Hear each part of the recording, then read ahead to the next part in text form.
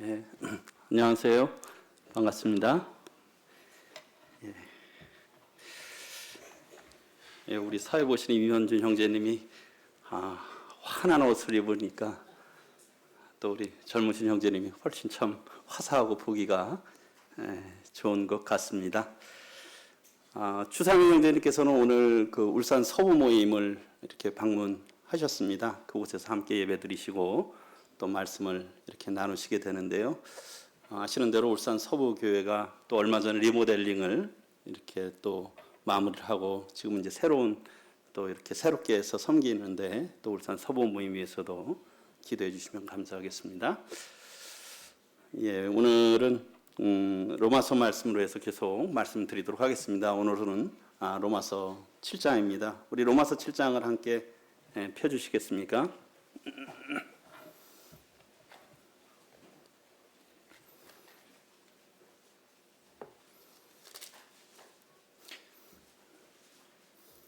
예, 오늘은 계속 어떻게 의로운 삶을 살 수 있는가 해서 제목을 우리 육신이 율법에 대하여 죽었다라고 하는 주제로 말씀을 드리고자 합니다. 우리 육신이라고 하면 우리 몸을 또 말하는 것보다는 우리의 옛 성품, 아담으로부터 받은 성품, 뭐 성경에서는 옛자 또 육신이라고도 하고요. 그런 표현으로 되어 있는데 그런 부분들이 율법에 대해서 죽었다. 율법이 죽은 것이 아니라 율법에 대해 죽었다라고 하는 것이죠. 율법은 여전히 또 역사를 하고 있습니다. 그러나 우리 옛사람이 율법에 대하여 죽었다. 특별히 이제 그 뒷부분 다르겠지만 저희들이 계속 지금 이제 여기에 네 번째 나오는 성화 부분입니다. 노란 부분으로 색친 부분. 우리가 어떻게 의로운 삶을 이렇게 살 수 있을까 하는 부분들이 6장부터 8장까지 다루고 있습니다. 그래서 지난 그 수요일에 지난번에 2주에 걸쳐서 6장을 걸쳐서 우리가 계속 죄를 지을 수 있느냐, 죄에 거할 수 있느냐. 그런데 어떻습니까? 그럴 수 없다라고 하는 부분을 말씀드렸어요. 왜요? 죄에 대해서 우리가 죽었기 때문에. 또 그럼 우리가 어떻게 죄의 종으로 계속 들어야 되느냐?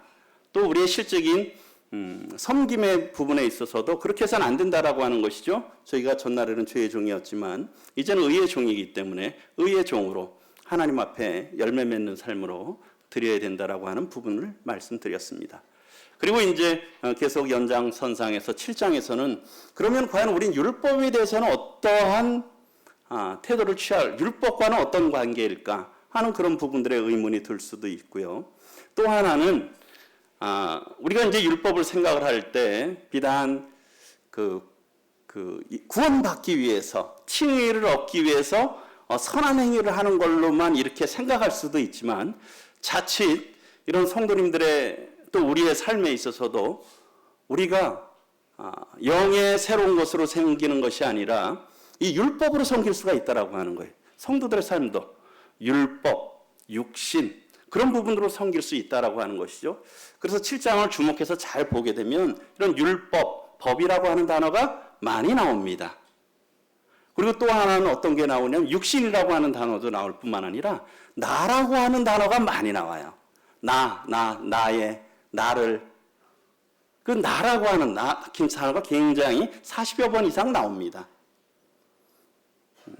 그러니까 그것은 율법과 나라고 하는 것은 굉장히 또 이런 긴밀한 관계가 있다라고 하는 것이에요. 그리고 실제 성도들이 그렇게 섬길 수 있다라고 하는 거예요. 내가 여전히 살았고 율법으로 주님을 섬겨갈 수 있다라고 하는 것이에요. 그래서 사도 바울은 그런 부분들에 대해서 이렇게 바로잡고자 해서 성도들이 어떻게 하나님의 백성으로서 의로운 삶을 살아갈 수 있을까 하는 부분에 있어서 이 7장의 부분을 이렇게 다루고 있습니다. 예, 그래서 제가 매번 그 개요를 말씀을 드리는데요. 우리 아까 교사들한테도 그런 질문했지만 우리 성도님들 전화번호 한 5개는 외우십니까? 몇 개나 외우세요 요즘에? 요즘에는 저희들이 외우는 거를 참 잘 안 해도 되는 시대인 것 같아요. 그러니까 저도 어떤 데 저희 아이들 번호도 잘 몰라요. 왜? 그냥 단축키가 있으니까요. 그러니까 몇 개, 한 5개 미만으로 아는 것 같습니다. 그래서 이 휴대폰이 없으면 이건 뭐를 어떻게 해야 될지 몰라요. 그리고 이제 요즘에는 또 이 내비가 많이 발전을 했잖아요. 하다 보니까 어디 새로운 곳에 길 찾는 걸 별로 고민을 안 하잖아요. 그러다 보니까 굳이 머리에 외울 필요가 없어요. 이번에도 내비가 안내해 주니까. 그러다 보니까 그런 상황들이 만약에 정전이 되고 뭐 상황이 나빠지면 우리가 할 수 있는 것들이 아무것도 없어요. 왜? 다 그런 것들에 의지하기 때문에. 그래서 적어도 저희들이 로마서를 같이 공부하면서 이 부분들을 참 이렇게 기억을 하시면 좋을 것 같습니다. 그래서 또 이렇게 외우는 거는 의지적으로 노력을 해야 돼요. 외우려고 노력을 해야 그게 외워지죠. 그냥 스치듯이 지나가면 그게 외워지지가 않더라고요. 그래서 제가 자주 말씀을 드립니다. 그래서 로마서 1장부터 11장까지는 굉장히 교리적인 내용이고요. 12장부터 16장까지는 실제적인 내용입니다. 그래서 로마서 1장 1절부터 17절까지는 이 복음, 하나님의 의, 복음의 정의에 대해서 개관이죠. 개요입니다. 복음이란 무엇인지. 그런 부분들에 대해서 다루고 있고요. 그리고 1장 18절부터 3장 20절까지는 그런 복음, 좋은 소식이 왜 필요한데 그런 부분들에 대해서 다루고 있습니다. 그러니까 좋은 소식은 왜 필요합니까? 특별히 위기에 처한 사람들, 환자에게 좋은 소식은 무엇입니까? 고칠 곳이 있다라고 하는 거잖아요. 그런데 더 먼저 선행되어야 할 것은 뭐냐면 내가 환자라고 하는 걸 알아야 되는 거잖아요. 내가 하나님의 진노 아래 놓여 있다는 걸 알아야 돼요. 그래야 병원을 가잖아요. 주님께서 말씀하셨지 않습니까? 건강한 자에게는 의사가 필요 없고 병든 자에게야 쓸데있느니라. 필요하다. 그렇지 않습니까? 내가 의인을 부르러 온 것이 아니라 죄인을 불러 참 회개하시기 위해서 오셨다고 말씀했어요. 그래서 1장 18절부터 3장 20절까지는 이방인들의 죄, 유대인들의 죄, 그리고 모든 사람들이 결국은 다 죄인이고 하나님의 진노 아래 있다라고 하는 부분을 저희들이 함께 공부했습니다. 그러면 결국은 이 문제는 죄의 문제입니다. 이런 진노가 온 것은 죄의 문제예요. 그러면 무엇을 해야 됩니까? 이 죄를 해결해야죠. 로마서의 큰 주제가 하나님의 의라고 그랬잖아요. 의. 이 죄의 문제를 해결해야 됩니다. 그래서 로마서 3장 21절부터 5장까지는 저희가 흔히 얘기하는 칭의, 의롭다함을 얻는 것, 우리가 소위 구원받는 것, 지옥에서 천국으로 가는 그러한 부분들을 다루고 있어요. 어떻게 의롭다함을 얻는지. 그럴 뿐만 아니라, 그 다음에 이제 6장부터 6, 7, 8장은 무엇입니까? 그러면 그렇게 의롭다함을 받았으면 끝났습니까? 아니잖아요. 의롭다함을 받은 성도들은 그에 합당한 삶을 살아야 돼요.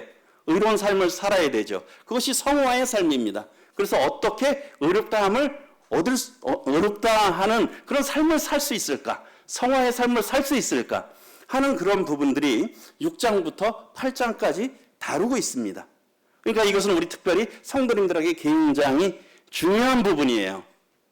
그래서 우리가 이러한 원리를 바르게 아는 것은 참 중요하죠. 그래서 그런 연장선상에서 다루고 있고요. 그 다음에 이제 9장부터 11장까지는 그럼 궁금하잖아요. 과연 유대인들은 어떻게 되는데?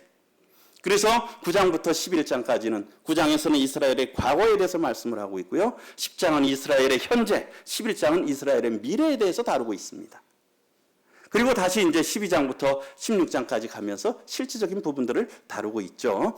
그래서 12장부터 15장 13절까지는 실질적인 그런 우리가 사회에서, 교회 안에서, 국가에 대해서 어떻게 살아야 되는지 실적인 삶의 그런 지침들을 알려주고 있고, 마지막 부분에 있어서는 또 안부를 전하고 앞으로의 계획들을 다루면서 이 로마서를 이렇게 마무리하고 있습니다.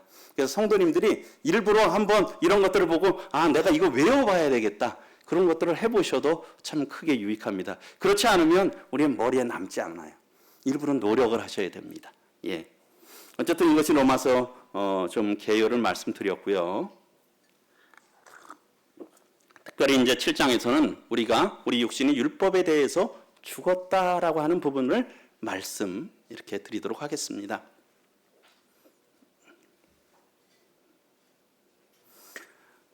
그래서 1장 로마서 7장 1절부터 6절까지는 무엇에 대해서 말씀하고 있냐면 앞서 말씀드린 대로 율법에 대해서 죽음에 대해서 말씀을 하고 있어요. 율법에 대해서 죽음을 말하고 있는데요. 1절에서는 율법이 한계가 있다는 거예요. 율법이 다 할 수 있는 거 아니에요. 율법이 한계가 있다는 거죠. 1절 내가 형제들아 내가 법 아는 자들에게 말하노니 너희는 그 법이 사람이 살 동안만 그를 주관하는 줄 알지 못하느냐. 다른 번역본에는 율법으로 이렇게 법을 또 율법으로 이렇게 번역이 되어 있습니다. 그러니까 법이나 율법이나 이렇게 동일하다고 생각을 하셔도 좋을 것 같습니다. 그런데 어떻습니까? 율법은 어떤 한계가 있어요? 그 법이 사람이 살 동안만 그 사람을 주관한다는 거예요. 법이 그 사람이 죽으면 법은 더 이상 효력을 발휘할 수 없다는 거죠. 그렇죠. 우리 세상의 법도 그렇습니다. 우리 살인한 사람이요. 범죄자가 죽었어요. 그러면 어떻게 됩니까? 이 수사가 종료가 돼요. 수사가 종료가 돼요. 왜 종료가 됩니까? 그 범행에 대해서 입증을 해도 무엇이냐? 처벌할 대상이 없어요. 죄는 입증했는데 처벌할 대상이 없어서 그냥 수사를 종료해요.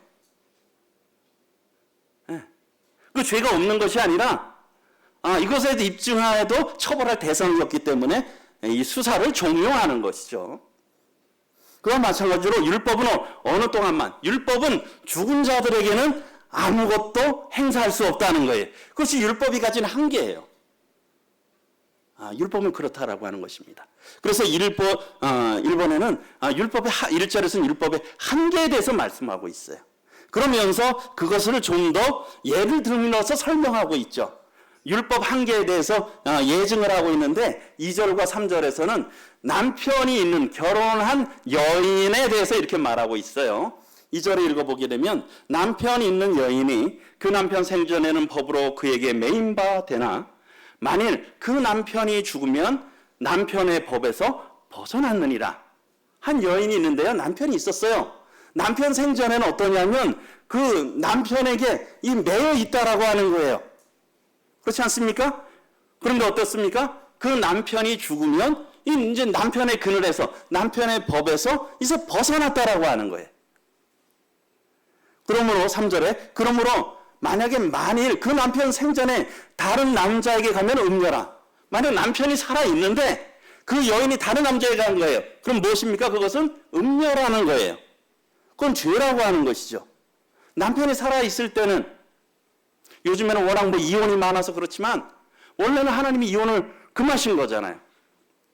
그러니까 남편이 살아있을 때는 남편의 법에 매여 있어서 남편이 살아있을 때 다른 남자에게 가면 그건 간음한 거예요. 죄를 짓는 거예요. 그런데 어떻습니까? 그러나 만일 남편이 죽으면 그 법에서 자유롭게 된다는 거예요. 남편이 죽으면 이제는 자유롭게 된다. 그러면서 어때요? 다른 남자에게 갈지라도 음녀가 되지 않는다. 다른 남자와 이 결혼을 해도 이제는 음녀가 아니라는 거예요. 그러니까 어떻습니까? 이 법은 이 대상이나 이것이 죽었을 때 그 이제 효력이 더 이상 발휘하지 않는다라고 하는 것이죠. 그렇잖아요. 저희가 대한민국 법에서 자유로운 길은 무엇입니까? 대한민국을 떠나거나 우리가 이 세상을 떠나거나 그거 아니겠습니까? 예. 그 떠나기 전까지는 이 대한민국을 떠나기 전까지는 저희는 어떻습니까? 대한민국 법에 이렇게 예속되어 있는 거예요. 그렇지 않습니까? 저희가 벗어날 수가 없어요. 그 법을 지킬 수밖에 없는 거예요. 그와 마찬가지로 율법의 한계가 있는데 죽은 자에게는 더 이상 어떻게 할 수가 없다는 겁니다. 그럼 죽은 게 축복입니까? 아닙니까? 율법에 대해서. 우리는 죽은 게 계속 율법에 매여 있으시겠습니까? 그건 아니잖아. 율법에서 율법에 대해서 죽은 게 축복이에요. 그것을 아는 게. 그런데 우리가 그것을 아직 여전히 모르고 있다는 거예요. 계속 그래서 율법적으로 섬길 수가 있다는 것이죠. 제가 그 부분을 율법으로 과연 섬기는 것이 무엇인지 그 뒤에 부분에서 말씀을 드리겠습니다. 그러면서 4절부터 6절까지는 율법에 대해서 우리가 죽임을 당했다는 겁니다. 죽임을 당해버린 거죠. 4절에 보면 그러므로 내 형제들아 너희도 그리스도의 몸으로 말미암아 그러니까 예수님께서 십자가에 죽으심으로 말미암아 율법에 대하여 어떻습니까? 우리가 죽임을 당하였으니 이미 우린 당한 거예요. 성도님들이 잘 모르셨을 수도 있는데 우리는 율법이 더 이상 우리에게 효력을 미치는 이유가 무엇이냐? 율법이 우리에 대해서 죽어버렸어요. 왜요? 우리가 죽었기 때문에. 그러니까 더 이상 율법은 저희들에게 효력을 미치지 못해요. 그렇지 않습니까? 참 감사가 되죠? 많은 법들이 있잖아요. 범죄하는 그 영혼은 죽으리라고 했는데 저희는 죽어야 돼. 근데 먼저 벌써 죽어버린 거야. 그럼 그 법이 효력을 발휘할 수가 없는 거예요. 우리가 예수 그리스도와 함께 죽었기 때문에. 이는 그런데요, 죽었을 뿐만 아니라 죽고 끝난 게 아니죠. 이는 다른 이 곧 죽은 자 가운데서 살아나시니 누굽니까? 예수 그리스도에게 가서 우리가 하나님을 위하여 열매를 맺게 하려 함이라. 우리 부부가 연합하면 거기서 무엇이 생깁니까? 그 관계 속에서 열매가 생기잖아요. 그것이 자녀잖아요. 그렇지 않습니까? 열매했을 때 온전한 연합 가운데 자녀가 태어나잖아요. 네. 우리가 예전에 옛 육신과 죄와 연합했을 때는 어떤 열매를 맺었겠어요? 5절에 보면 우리가 육신에 있을 때에는 율법으로 말미암아 죄의 정욕이 우리 지체 중에 역사하여 우리로 사망을 위하여 열매를 맺게 하였나니. 다 이해되시죠? 우리가 육신에 있을 때, 특별히 또 거듭나지 못했을 때, 그때 그러니까 상관되는 게 뭐예요? 우리의 육신, 율법, 죄의 정욕, 지체 중의 역사, 사망을 위해 열매 맺었다는 겁니다. 그렇게 열매 맺은 거예요. 그러니까 육신과 율법과 죄의 정욕은 다 묶여 있는 거예요. 그래서 사망을 위해서 열매 맺는 거예요. 그런데 어떻습니까? 6절에 이제는 우리가 이런 얽매였던, 이 법은 얽매잖아요. 법은 얽매요. 얽매한 어떤 것에 대하여 그 얽매이는 거는 여전히 율법은 남아있지만 어떻습니까? 대해서 죽었다는 거예요. 저희가 죽어도 대한민국의 법은 존재하잖아요. 그렇지 않습니까? 그러나 그 법은 벌써 저에게는 그것이 이제 더 이상 효력을 발생할 수가 없어요. 왜? 제가 이미 죽었으니까. 죽었으므로 율법에서 어떻습니까? 벗어났으니 그러므로 어때요? 우리가 이제는 영의 새로운 것, 새로운 것으로 섬겨야지 율법 조문, 옛 어떤 그런 문서들, 조문들로 옛 것으로 묵은 것으로 섬겨서는 안 된다는 거예요. 우리 예수님께서도 근데 사람들이 묵은 포도주를 좋아한다 그러고 말씀하셨잖아요. 묵은 것 좋죠? 뭐 사람들이 술도 오래 묵은 게 좋다 그랬잖아요. 우리가 참 이 묵은 것은 끊기를 싫어하는 것 같아요. 나의 오랜 습관들, 나와 오래 한 것들, 참, 그쵸. 수십 년을 한 게 한 거는 이렇게 끊어버리기가 싫은, 참 어려운 것 같아요. 그런데 주님은 말씀하세요. 그것은 묵은 거라고 하는 거예요. 율법은 묵은 거기 때문에 새로운 것으로 섬겨야 된다. 그래서 성도들은 율법에 대해서 죽임을 당했다라고 하는 것입니다. 우리가 이것을 잘 인식을 하셔야 돼요. 다만 우리 죄 용서함 받아서 천국 간다는 게 전부가 아니라는 거예요.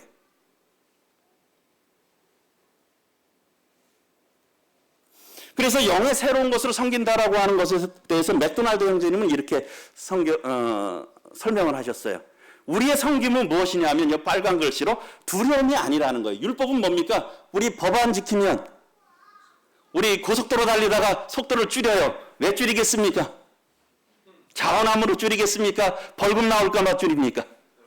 벌금 나올까 봐 줄이잖아요. 두려움 때문에 줄이잖아요. 그렇지 않습니까? 그게 법이에요. 그게 율법이에요. 그래서 우리의 섬김이 이 두려움이 아니라는 거예요. 내가 하나님 안 섬기면, 안 하면 뭐 하나님께서 나에게 벌을 주시고 불행을 주실까 봐. 그런 것들이 아니라는 거예요. 우리의 섬김은 두려움이 아니라 무엇입니까? 사랑의 동기가 된다는 거예요. 그 은혜에 대해서 감사하고 참 기쁘게 해드리고 싶어서. 그리고 무엇입니까? 이 속박이 아니에요. 이 법은 속박이잖아. 얼굴 매는 거잖아요. 너희 안 하면 이거 해야 돼, 이렇게 해야 돼, 이렇게 해야 돼. 흔히 얘기하는 페널티가 있잖아요. 속박이 아니라 자유의 섬김이다라고 하는 것입니다. 자발적인 섬김이다라고 하는 것이에요. 그래서 그것은 또 어떤 모양? 더 이상 형식이나 의식. 우리 유대인들의 그 예수님 당시에 그들이 뭡니까? 다 어떤 형식과 의식이잖아요. 그러니까 그들을 올가매잖아요, 그것들이. 거기를 벗어날 수가 없는 거예요. 그 틀에서. 그걸 갖고 다른 사람들을 판단하고 정죄하잖아요. 그 세상 규정, 마치 뭐예요? 노예가 되잖아요. 노예처럼 얽매이는 문제가 아니라 이제는 자발적으로 하나님께 참 영광을 돌려드려야지. 하나님을 정말 기쁘시게 해드려야지. 그분이 정말 원하시는 삶으로 내가 살아가야지. 그러한 마음, 그 은혜에 보답하는 마음으로 살아가야지. 그분의 마음을 아프게 해드리면 안 되지. 그게 은혜를 아는 사람 아닙니까? 그렇죠? 그게 은혜를 아는 태도잖아요. 저희들이 그래서 또 전에도 말씀드렸죠. 우리가 부모님들을 생각하면서 나도 이 세상에서 부모님 이름에 참 더럽히지 않으려고 참 바르게 살아가야 되겠다. 그런 생각들도 하잖아요. 그리고선 무엇입니까? 나를 위해서 아니라 다른 사람이 정말 잘 되기 위해서, 그분이 정말 잘 되기 위해서 그렇게 섬겨가는 것이라는 거예요. 하나님께서 정말 기뻐하시기 위해서, 그리고 다른 성도들이, 다른 사람들이 정말 잘 되기 위해서 하나님이 주시는 능력으로 섬겨가는 거라는 거예요. 그것이 영의 새로운 것으로 섬겨가는 것이라는 것이에요. 그리고 이제 그럼 그 다음에를 보게 되면, 그러면은 이제 앞에서 1절부터 이런 것들을 볼 때 어떤 생각이 듭니까? 율법에 대해서 긍정적인 마음이 듭니까? 부정적인 생각이 듭니까? 율법은 참 안 좋은 거네. 그런 생각이 들잖아요. 그거를 미리 또 이렇게 생각을 하시고, 그럼 율법을 주신 이유에 대해서 말씀을 하고 있어요. 7절부터 13절까지는. 그러면서 7절에서는 율법은 나쁜 것이 아니라는 거예요. 율법은 죄가 아니라 오히려 선한 것이라는 거예요. 7절에 그런즉 우리가 무슨 말 하리요? 율법이 죄냐? 뭐라고 대답하고 있습니까? 그럴 수 없느니라. 율법은 죄가 아니라는 거예요. 그러면서 율법으로 말미암지 않고는 내가 죄를 알지 못하였으니 곧 율법이 탐내지 말라 하지 아니하였더라면 내가 탐심을 알지 못하였으리라. 탐내지 말라 10계명 중에 몇 계명입니까? 우리 모세오경 오늘 공부하시죠? 10계명 중에 몇 번째 계명입니까? 마지막 10번째 계명입니다. 바울은 맨 마지막에 있는 탐내지 말라. 그러니까 10계명 중에서도 맨 뒤에 있었잖아요. 그것 자체도 자기는 지킬 수 있다 없다.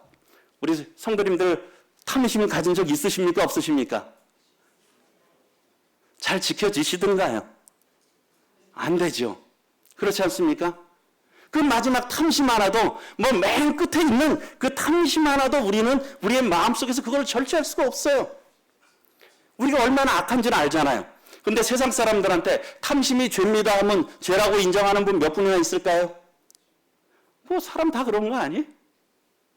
그렇게 생각하지 않겠습니까? 자기 자랑하는 게 죄겠습니까? 아니겠습니까? 세상 사람들의 기준으로 보면. 조금 어려우세요, 문제가? 자기를 자랑하는 게 죄겠습니까? 죄가 아니겠습니까? 죄가 아니죠. 세상 사람들은 오늘날 PR 자기 광고 시대잖아요. 자기 자랑하는 시대잖아요. 그렇죠? 그런데 하나님의 말씀에 보면 그건 죄입니까? 죄가 아닙니까? 죄죠. 우리가 하나님의 말씀을 통해서 죄가 무엇인지를 알게 되는 거예요. 하나님의 말씀을 통해서 아는 거예요. 그래서 우리가 다른 성도를 보고 내가 죄인이다, 물론 그렇게 깨달으면 정말 저도 심각한 죄인이죠. 그런데 다른 성도들과 나를 비교하면 안 돼요.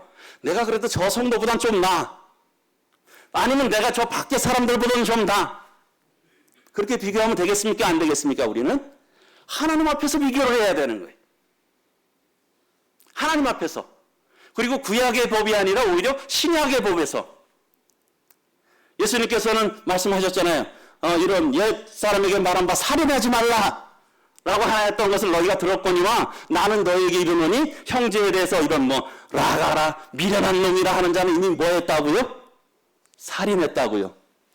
혹시 살인한 적 있으십니까? 예수님의 법에 기준했을 때 우리 얼마나 살인을 많이 하는지 몰라요. 우리 악함을 안다는 거죠. 그래서 우리는 참 이것을, 그래서 율법이 우리들로 하여금 우리의 악을 깨닫게 한다는 거예요. 이것은 구약의 율법뿐만 아니라 신약의 말씀이 우리의 악을 깨닫게 한다라고 하는 것이죠. 그래서 율법으로 자신의 죄를 알게 하고, 우린 작은 계명 하나도 지킬 수 없는 참 가능성이 없는 사람들이에요. 그리고요, 또한 8절부터 11절까지는 율법은 또 어떤 것들을 하냐면 죄는 살아나게 하고 나를 죽인다는 거예요. 8절에 그러나 죄가 기회를 타서 계명으로 말미암아 내 속에서 온갖 탐심을 이루었나니 이는 율법이 없으면 죄가 죽은 것임이라.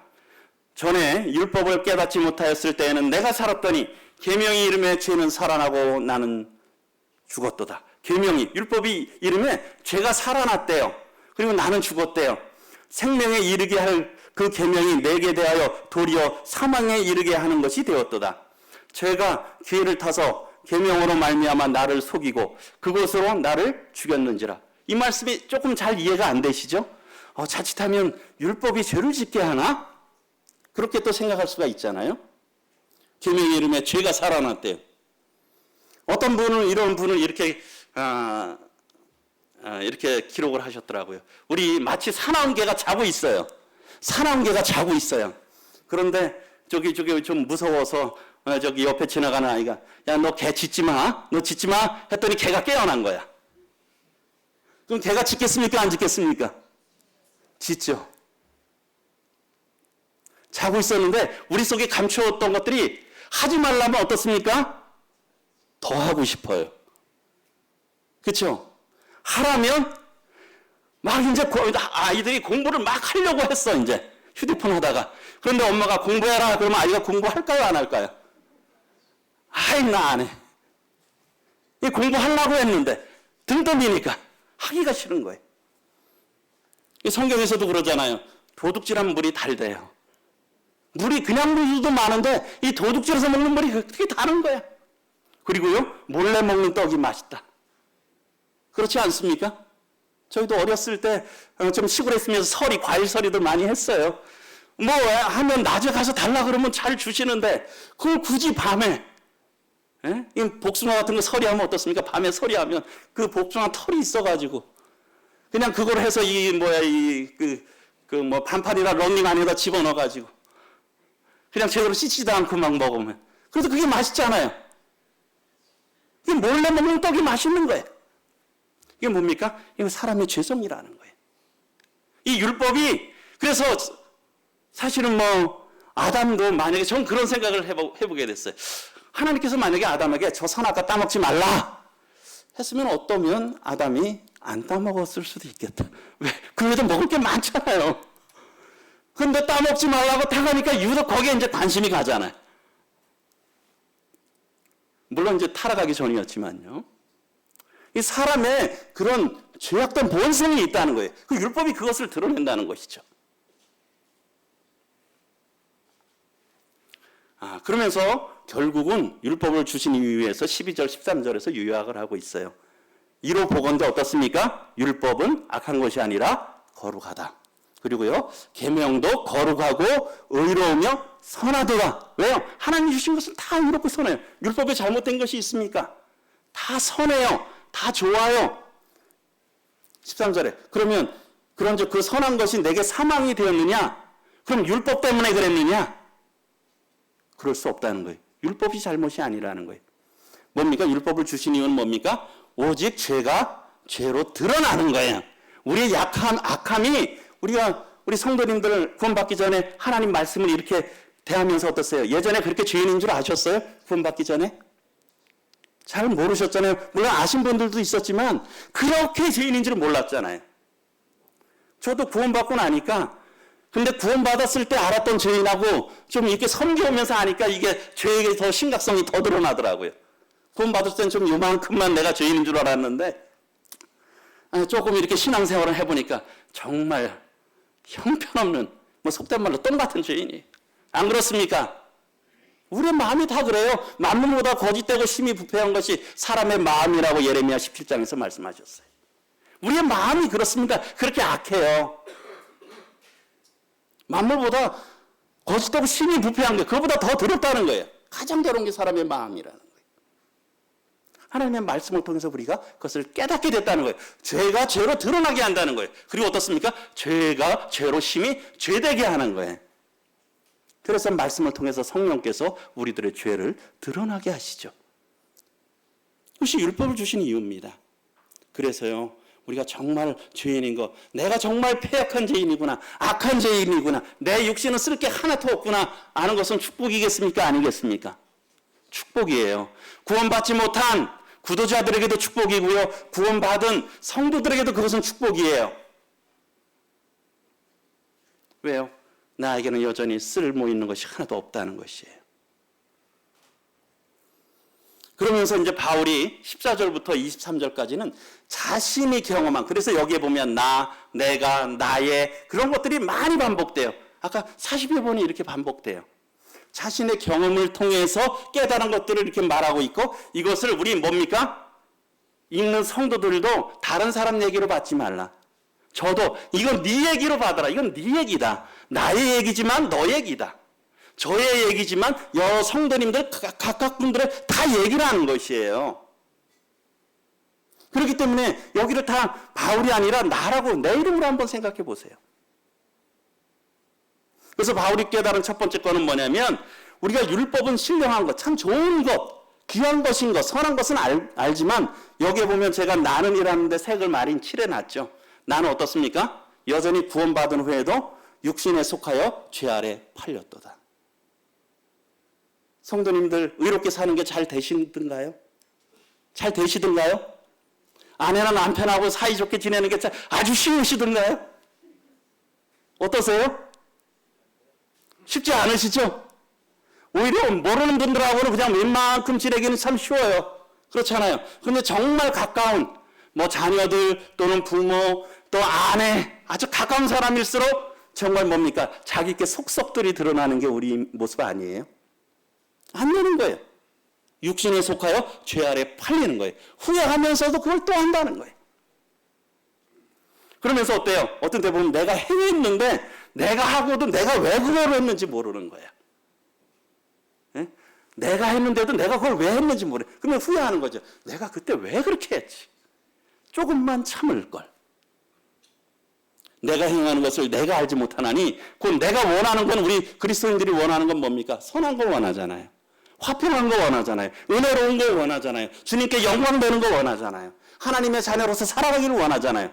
그런데 어때요? 내가 원하는 것은 행하지 아니하고 어때요? 도리어 내가 미워하는 거. 욕심내고 시기하고 다투고 갈등하고 분쟁하고 하는 것을 미워하는 것을 행하는 거예요. 그렇지 않으십니까? 저는 너무도 그렇더라고요. 그래서 여기서 알 수 있는 육신에 속해서 죄에 팔렸다는 건 뭐냐면 인간 본성으로요. 이 죄에 대해서 싸우면 어떻냐? 100번 싸우면 100번 다 진다는 거예요. 내 의지, 열심, 나의 뛰어난 인격 그걸로 싸우려고 하면 100번 싸우면 100번 다 진다는 겁니다. 여기에 해리 포스터라고 하는 분이 이렇게 했어요. 이 부분을 주석하면서 여기에 자신의 노력으로 거룩을 이루고 자신의 모든 능력으로 하나님의 거룩하고 의롭고 선한 계명을 이뤄보려고 애쓰지만 애쓰면 애쓸수록 상태가 더욱 나빠지는 것을 발견하는 사람이 있었다. 마치 새가 그물에 걸렸어요. 그럼 어떻습니까? 거기서 벗어나려고 자꾸 몸부림치면 어떻겠습니까? 그물이 자꾸 이렇게 감아버리잖아요. 우리는 나의 걸로 계속 이것을 아주 힘써보려고 내가 그래도 한번 해볼 거야. 내가 그래도 거룩하게 해볼 거야. 기도하고 물론 기도가 필요하고 말씀 읽고 그것도 필요하고 여러 가지를 많이 하는 것들이 물론 필요하지만 이런 것들이면 할 수 있을 거야 라고 하고 자기 의지와 결심으로 이렇게 나가려고 한다고 해서 이것이 되는 것이 아니라는 것이 하나님은 무엇이요? 절대적인 도우심이 필요하다는 거예요. 하나님의 은혜가 필요하다는 거예요. 하나님의 능력이 필요하다는 것이죠. 그래서 우리의 옛사람은 기대할 것이 없다. 주님 저는 죽었습니다. 저는 완전히 죽었습니다. 저를 죽여주시고 이제는 그리스도의 생명이 저에게 살게 해주세요. 제가 얼마나 참 이런 은혜로운 말씀을 나누고도 곧 지나면 이런 교만한 마음이 올라오는지요. 주님 저를 긍휼히 여겨주세요. 그래서 그것은 뭡니까? 우리의 육신을 의지하는 것은 패배한 싸움이요. 또한 그것은 놀랄 일이 아니라는 거예요. 왜? 이는 죄를 물리치고 거룩한 삶을 사는 것은 타락한 인성, 본성의 능력이 있지 않기 때문이다라는 거예요. 저희들이 이것을 잘 알아야 돼요. 나는 안 되는구나. 내 육신은 안 되는구나 하는 걸 알아야 포기하잖아요. 그렇죠? 그래서 붙들만 하면 계속 붙들어요. 근데 어때요? 이건 안 되는구나. 이건 버려야 되네. 이건 내 것이 아니네. 전혀 쓸모가 없네. 그래야 버릴 수가 있어요. 그리고 바울이 깨달은 두 번째 건 뭡니까? 만일 내가 원하지 아니하는 그것을 행하면 내가 이로써 율법이 선한 것을 시인하노니. 율법은 선해요. 그리고 자기가 원하는 거하고 율법하고는 같이 말씀하고 있잖아요. 율법은 선해요. 그러니까 율법이 죄를 짓게 하는 게 아니에요. 뭡니까? 이제는 그것을 행하는 자가 아니요 내 속에 거하는 죄다. 이 속에 거하는데 어떻게 해야 되겠습니까? 우리가 뭐 이렇게 피부에 거하면 뭐 레이저로, 제가 얼마 전에 여기 뭐가 좀 시커먼 게 나서 그걸 레이저로 좀 없애려는데 그것도 잘 안 되더라고요. 예? 예, 안 되는데 속에 있는 게 어떻습니까? 안 없어지는 거예요. 어떻습니까? 그래서 이건 치료해서, 적당히 치료해서 될 수 있는 게 아니야. 이제는 그것을 행하는 자가 아니요. 자가 내가 아니요. 뭐예요? 우리 속 안에 거하는 죄다. 그래서 율법은 선하고 내 속에 거하는 죄가 옛 육신, 옛 자가 자꾸 죄를 짓게 한다는 거예요.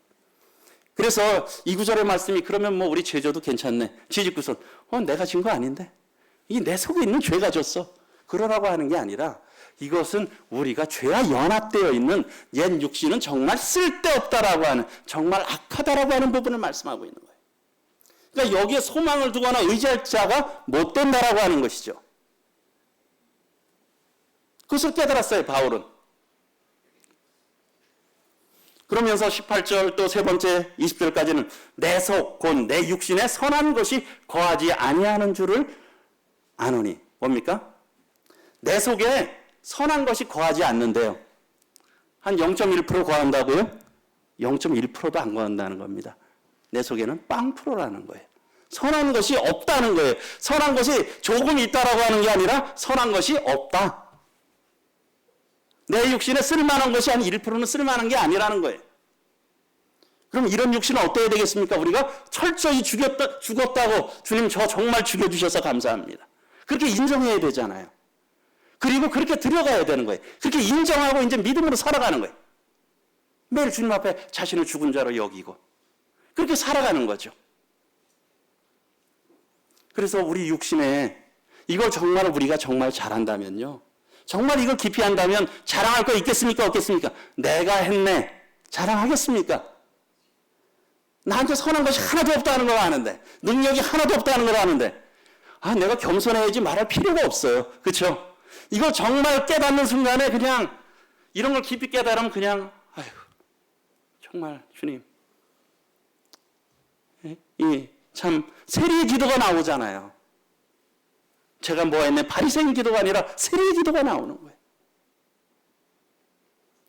우리가 정말 하나님 앞에서 우리의 모습을 처절하게 깨닫는 것, 하나님께서는 바울에게 이것을 깨닫게 하셨는 거예요. 그리고 또 오늘날 우리에게 이것을 깨닫게 하기를 원하신다는 거예요. 그 다음에 네 번째로 깨달은 것은 우리 가운데 이 두 가지 싸움이 있다라고 하는 거예요.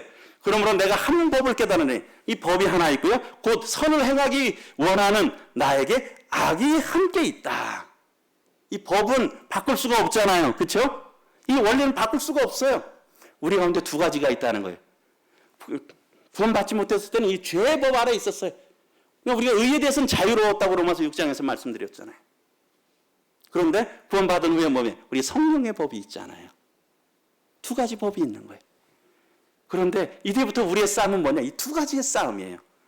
성도님들 그 싸움 아닙니까? 어떤 때는 정말 내가 누구를 정말 용서해야지. 하나님은 성령의 법은 그렇게 말해요. 그런데 반대쪽에서 어때요? 그래도 그 사람이 나한테 한 게 뭐 얼마나 악한데, 예? 괘씸한데, 먼저 나오지도 않는데.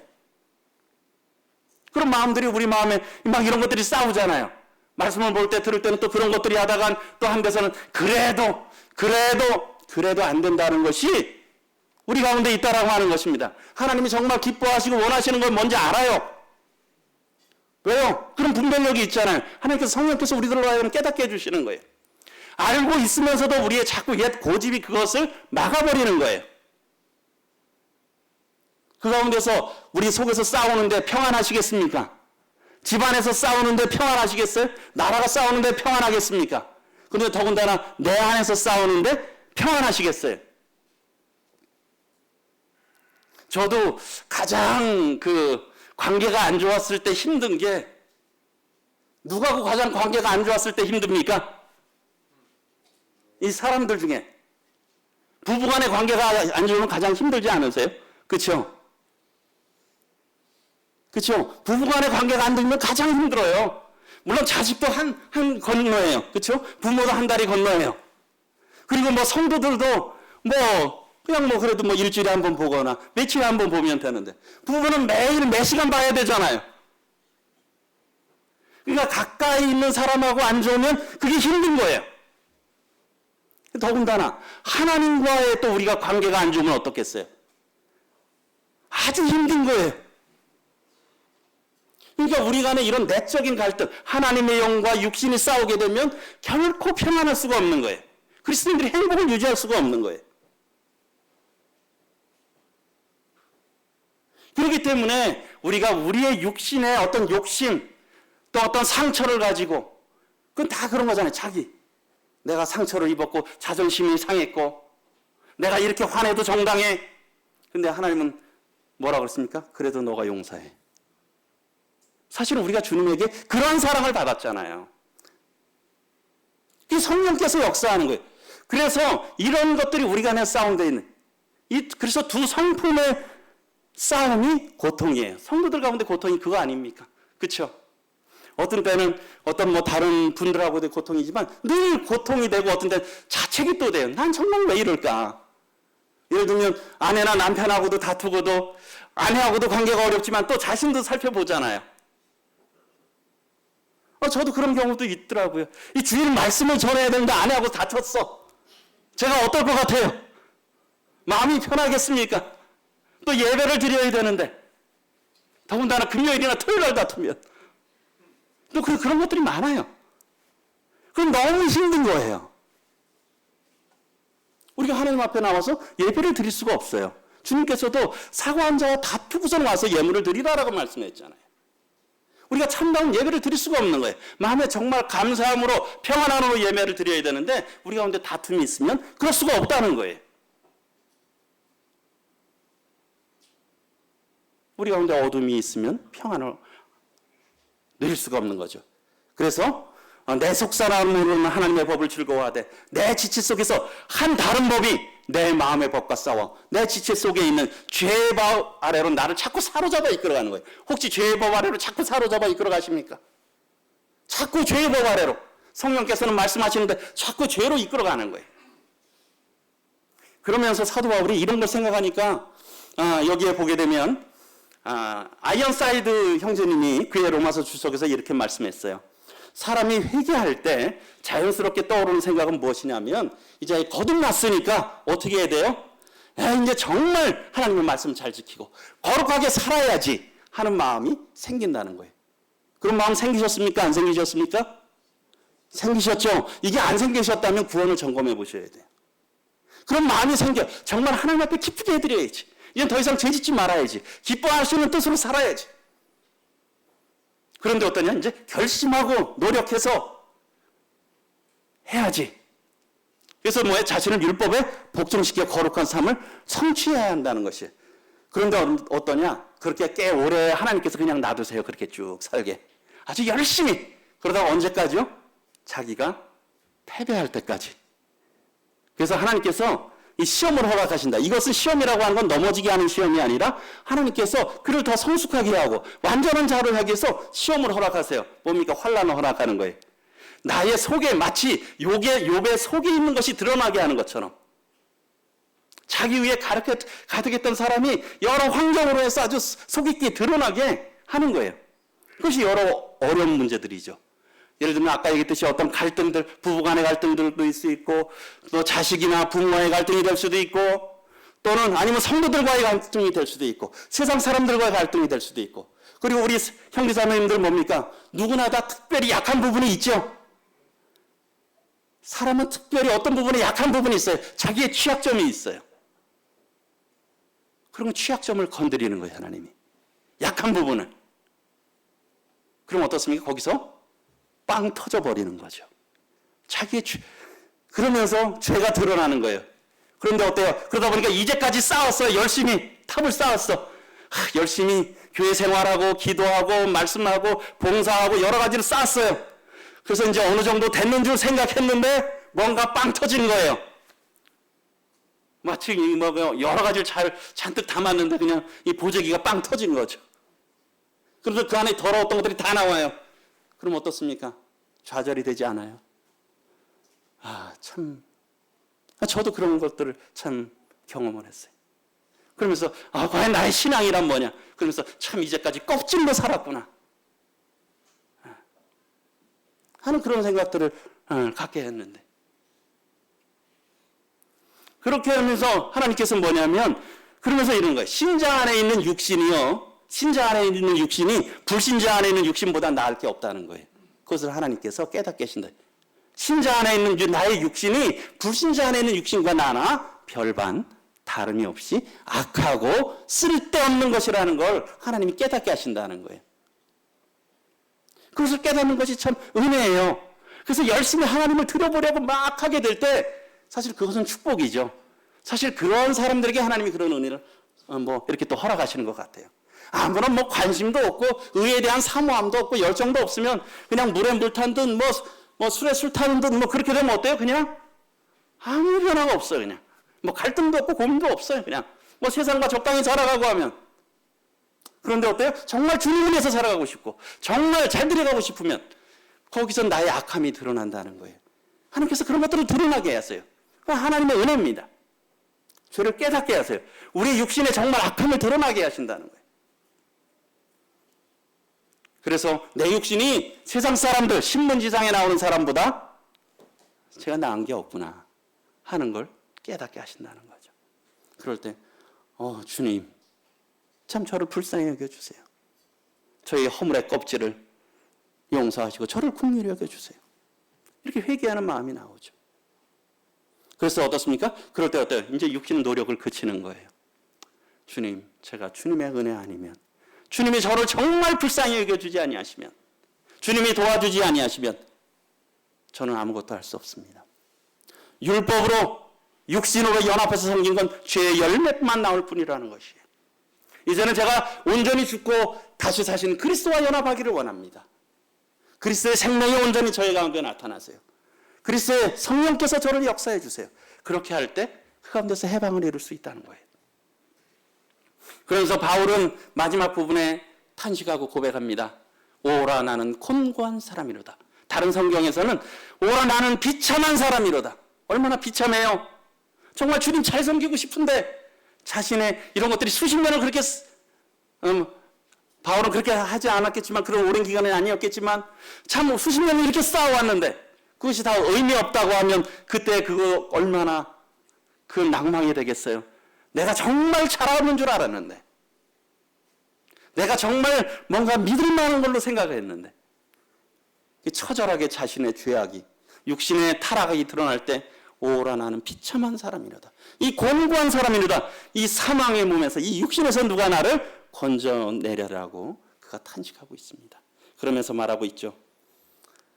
우리 주 예수 그리스도로 말미암아 하나님께 감사하리로다. 네. 이제까지는 계속 나였어요. 나만을 바라봤어요. 율법만을 중시했어요. 그런데 이제는 주님을 바라보면서 그에게 서광이 비치는 거예요. 그러면서 이제 다음에 또 주님이 허락하시면 나누겠지만 8장에서 성령을 통해서 우리가 어떻게 살아가느냐, 승리의 삶을 살 수 있냐는 부분이 나옵니다. 우리 주 예수 그리스도로 말미암아 하나님께 감사하리로다. 그런즉 내 자신이 마음으로는 하나님의 법을, 육신으로는 죄의 법을 섬기노라. 우리 마음으로는 정말 하나님의 법 섬기길 원하지만 우리의 옛사람은 자꾸 이 죄의 법을 따라가려는 본능이 있다라고 하는 것입니다. 그래서 요약해서 말씀드리면 1장 1절부터 6절까지는 우리는 율법에 대해서 죽었다라고 하는 것입니다.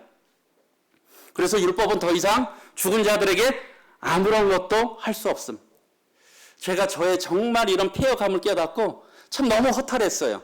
나 신앙이 이 껍질이네 이제까지. 뭔가 하는 것 같은데 껍질이었네. 불과 얼마 전에 그런 걸 깨닫고. 그럼 참 멘붕이잖아요. 그럼 뭔데 인생이? 이제까지 무엇을 위해 드렸다고 자칭 생각했는데. 근데 다 껍질이었네. 생각했을 때 제가 로마서 7장의 1절부터 이 말씀을 묵상하면서 참 감사했어요. 참 제가 죽었다는 거에 있어서 감사해요. 주님 저는 죽었습니다. 정말 쓸데없는 육신이 저는 죽었어요. 저는 할 수 없어요 하는 사실을 참 주님께서 저에게 또 새롭게 깨닫게 해주셨는데요. 우리는 아무것도 할 수 없다라는 것입니다.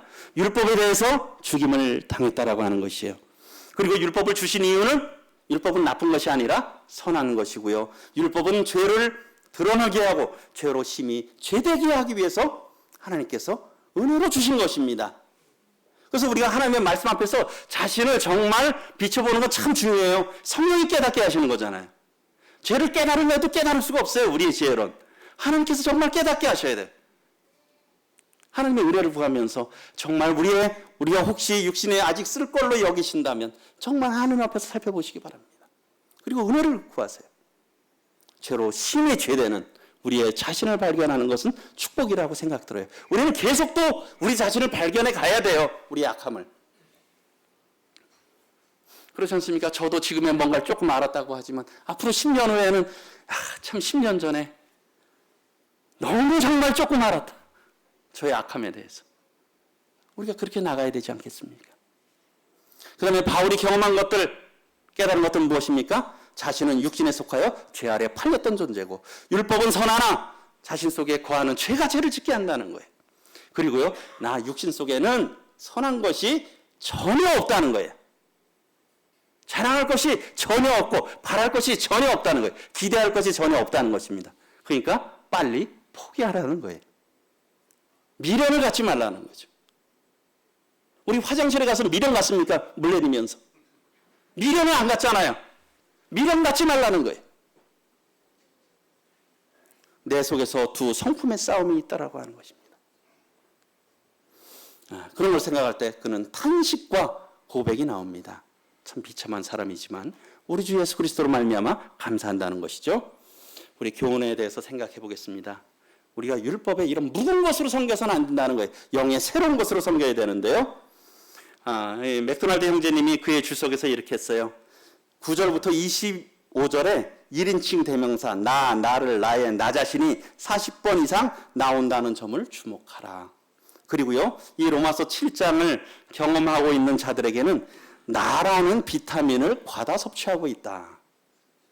혹시 비타민 자주 드시죠? 비타민 C도 드시고 B도 드시고 D도 드셔야 되잖아요. 그런데 나라는 비타민은 드시면 안 됩니다. 나라는 비타민은 드시면 안 된다는 거예요. 나라는 비타민은 드셔서는 안 된다는 거예요. 왜요? 그들은 그러면서 나를 자꾸 살펴보는 거예요. 나를 자꾸 살펴보는 거예요. 자기를 살펴보니까 어때요? 잘 될 때는 무엇입니까? 자기를 살펴보면 무엇이 올라와요? 자기를 살피면 교만한 마음이 올라오죠. 잘 됐을 때는 교만한 마음이 올라와요. 안 될 때는 어떻습니까? 자기를 살피면 실망을 하고 좌절을 하고 낭망이 되죠. 제가 아까도 그런 얘기했지만 우리 시험 볼 때 물론 그 아이들도 좀 고민이 있겠지만 가장 시험 보고 우는 아이들은 찍은 아이가 울겠습니까? 공부 그래도 열심히 한 아이가 울겠습니까? 찍은 아이들은 안 울어요. 그렇죠? 찍은 아이들은 안 울어요. 그래도 공부만 이거 내가 실수 안 했으면 100점 맞는 건데 그런 아이들이 울어요. 그렇죠? 그냥 찍은 아이들은 안 울어요. 왜? 자기를 알거든. 더 이상 기대하기가 쉽지 않다는 걸. 내가 요것만 하나 실수 안 했으면 우리가 그럴 수 있다는 겁니다. 그게 자기를 살피면서 그러다 보니까 어때? 그거 막 원망하잖아요. 내가 실수하지 말았어야 되는데 잘했어야 되는데.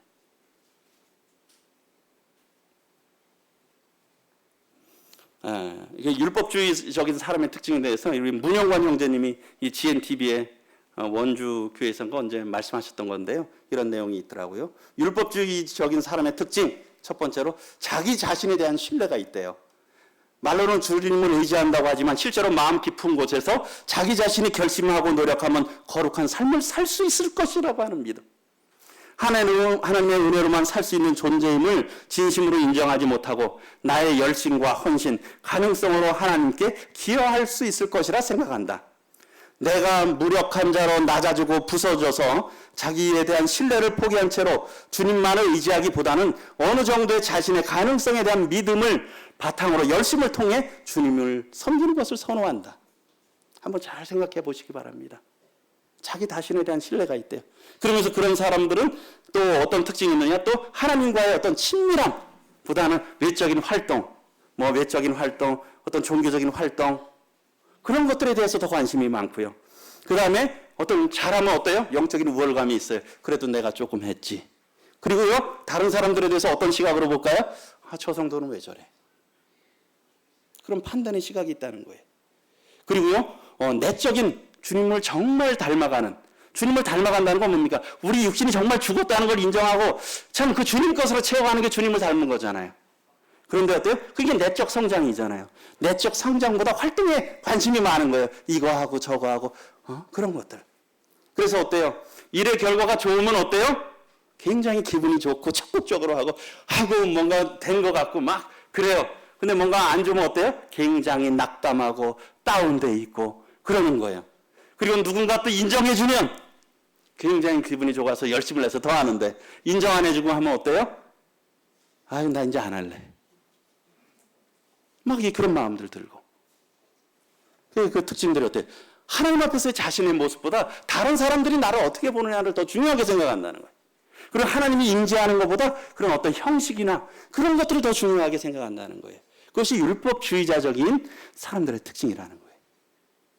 저도 참 그런 부분들이 참 많이 있는 것 같아요. 우리가 이런 것들을 정말 조심해야 되는 거예요. 정말 우리는 율법주의적인 사람이 돼서는 안 되는 거예요. 정말 하나님 앞에서 살아가야 되고 하나님과의 내적 관계를 중요시해야 되고 우리 자신을 정말 철저히 부인하고 주님을 의지하면서 주님만이 온전히 드러나기를, 주님이 온전히 역사하기를 구하면서 살아가는 성도의 삶이 되어야 될 것입니다. 그 다음에 또 하나는 내 육신에 선한 것이 없다는 걸 알아야 돼요. 알아야 회복이 빠르잖아요. 저희 형님이 전 잘 몰랐는데 수년 동안 굉장히 고생을 많이 하셨대요. 1년에 한두 번씩 꼭 막 머리가 아프고 어지럽고 토하고 해서 며칠간 고생을 하신 거예요. 병원, 이 병원, 저 병원 다녀도 뭔가를 알 수가 없는 거예요. 그래서 이게 큰 병인가 뭔가 이게. 그러다가 몇 년 고생하다가 작년에 형님이 어떻게 하시냐면 다른 분을 통해서 이게 이석증이라는 걸 알았어요. 그래서 이제 이석증 하다 보니까 치료 방법도 알게 되신 거죠. 그래서 제가 얼마 전에 형님 요즘은 좀 어떠세요? 그러니까 요즘도 가끔씩 그런 증세가 나오면 이젠 이게 이석증이니까 아니까 어떻게 해야 되는지 조치를 하신대. 그러면 그게 가볍게 넘어간다는 거죠. 알지 못했을 때는 아주 그냥 여기 이 병원 저 병원 다니면서 고생을 엄청나게 한 거예요. 우리가 이것을 아는 건 참 중요합니다. 내 자신에 정말 가치 있는 것이 하나도 없고 기댈 것이 없다는 걸 아는 건 참 중요해요. 내가 죽었다는 걸 아는 게 정말 중요해요. 그럼 어떻습니까? 우리도 예전에 같이 그런 이석증 증세가 다시 나오지만 어때요? 회복이 빨라요. 아니까. 어떻게 해야 된다는 걸 아니까. 그리고 이것은 그때는 염려한 거잖아요. 이거 정말 중병 아니야? 그런데 그런 염려할 필요 없잖아요. 아는 병이니까. 또 어떻게 하면 되는지 아니까. 그래서 우리 성도님들이 잘 배우시고 잘 알고 그런 게 참 중요합니다. 그래서 교리적인 내용이 정말 중요해요. 우리의 신체의 뼈와 같은 거예요. 뼈대. 뼈대가 없으면 다 무너져 버리잖아요. 우리가 피부만 중요하고 살만 중요한 게 아니에요. 뼈대 같잖아요. 우리의 교리적인 게. 신앙의 뼈대예요. 그래야 그 가운데 살이, 피부가 유지될 수 있는 거예요. 우리의 외형을. 그래서 이런 것들을 우리가 잘 아셔야죠. 네. 그래서 다시 맥도날드 형제님이 그랬어요. 바울이 여기에서 알게 될 거 뭡니까? 나한테 선한 것이 없다. 알기까지는 여기에 보면 어때요? 우리의 거룩에 아무런 진전이 없다는 거예요. 나에게 정말 기대할 것이 없다는 걸 알기까지는 거룩에 진전이 없다는 거예요. 있어 보이는데 있는 게 아니다라는 거예요. 그러니까 거룩의 진전을 이루려면 무엇을 알아야 됩니까? 내 육신 속에 선한 것이 정말 하나도 없구나. 나는 정말 쓸만한 것이 하나도 없구나. 그것을 아는 것부터, 그렇게 여기는 것부터 시작된다는 거예요. 그때부터 이제 거룩이 시작된다는 거예요. 여기서 말하는 육신이라는 것은 아담에게서 물려받고 여전히 모든 신자 속에서 있는 악하고 타락한 성품을 말하고 있는 거예요. 그 속에는 선한 것이 없다는 겁니다. 우리 육신을 자랑할 것이 없어요. 육신을 따라 살아가는 것은 안 되는 거예요. 그건 철저하게 이미 죽었고 우리가 또 매일 살면서 죽여야 되는 거예요. 우리가 그런 사실을 알 때 뭡니까? 옛성품에서 이런 선한 것을 찾으려고 노력 안 한다 그랬죠. 그렇잖아요. 뭔가 가능성이 정말 없다는 걸 알아야 그러면 포기하잖아요. 그렇죠? 뭔가 조그만 가능성을 자꾸 찾는다는 거예요. 그리고 어때요? 아까 제가 말씀드렸듯이 자기가 원래 실력이 그거밖에 안 된다 그러면 거기서 뭐 큰 부담감이 없어요. 뭡니까? 자신을 알면 자신에 대해서 실망하지 않는다는 거예요. 왜요? 너는 원래 그래. 네가 그런 게 당연한데. 그럼 이제는 그러나 예수 그리스도의 능력으로 그분의 생명으로 살아야 돼. 그리고 뭐야? 자신을 몰입하는 데서 우리를 해방해 준다라고 하는 것이죠. 그래서 경건한 성도인 스코트와 로버트 머레이 맥케인이 이렇게 했대요. 우리는 우리를 한 번 바라볼 때 주님을 10번 바라봐라. 우리는 어떻습니까? 우리를 10번 바라보고 주님을 한 번 바라볼까 말까. 아니라 우리 너무 우리를 바라보는 게 아니라 주님을 10번 바라보고 가끔씩 자신에 대해서 이렇게 보고 주님을 바라봐야 되죠. 그래서 우리가 좋지 않은 상황이 생길 때 어떻습니까? 상대를 바라보면 원망이 되죠. 그렇지 않습니까? 상대를 바라보면 원망이 돼요. 자신을 바라보면 어때요? 내가 왜 그렇게 쓸까? 실망이 되잖아요. 상대를 바라보면 원망이 되고 나를 바라보면 실망이 되고 어떻습니까? 예수 그리스도를 바라보면 소망이 됩니다. 네? 소망이 돼요. 우리가 상대를 바라보고 나를 바라볼 것이 아니라 예수 그리스도를 바라봐야 우리에게 소망이 있다는 것입니다. 이사야서에서 2장 22절에 인생 의지하지 말라. 왜? 그 수의 세질 가치도 없다는 거예요. 인생 뭐 가치가 있어야 세지. 인생 의지하지 말라.